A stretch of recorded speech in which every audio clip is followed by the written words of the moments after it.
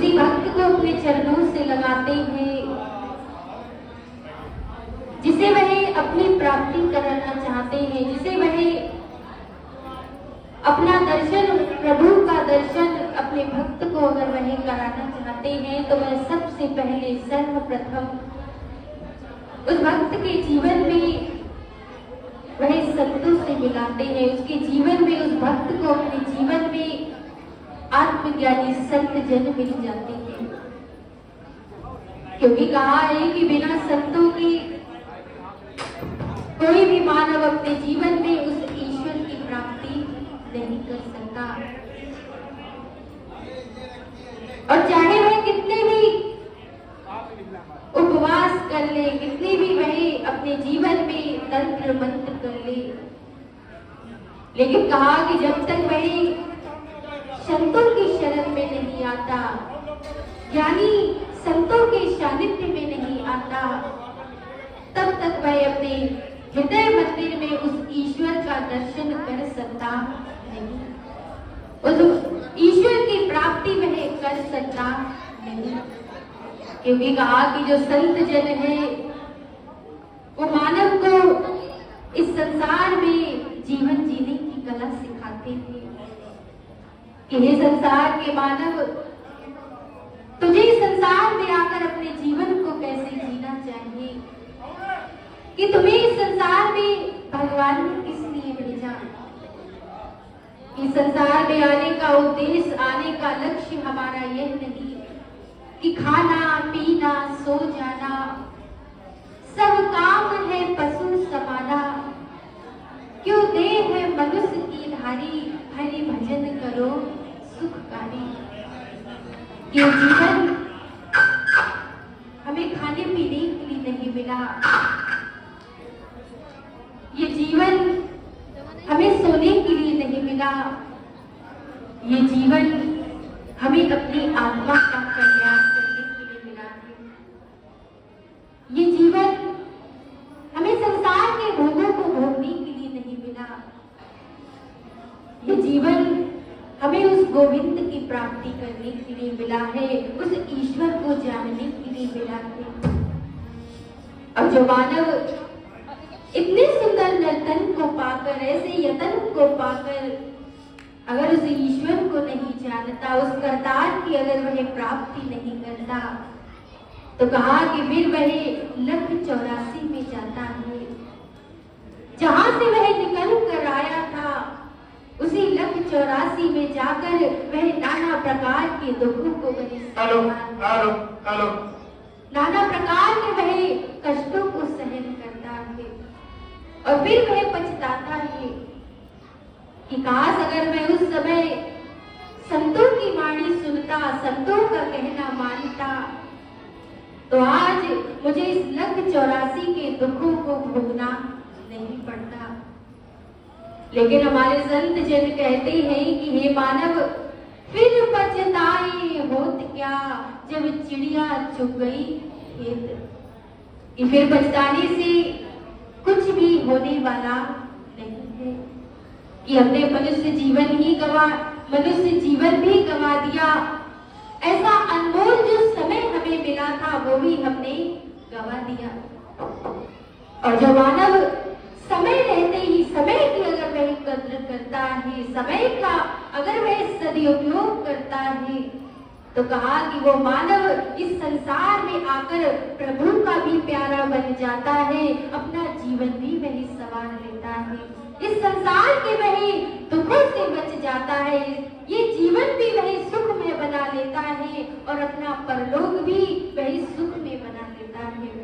तो एक बधाई हो गई, आप सभी लोग साथ देना, प्रेम से बोलिए श्री सद्गुरुदेव महाराज की जय, जगत जननी श्री माता जी की जय, सच्चे दरबार की जय। मेरे रोम रोम मेरा मगन में नाचूंगी, मेरे रोम रोम मेरा मगन में नाचूंगी, मेरे रोम रोम मेरा मगन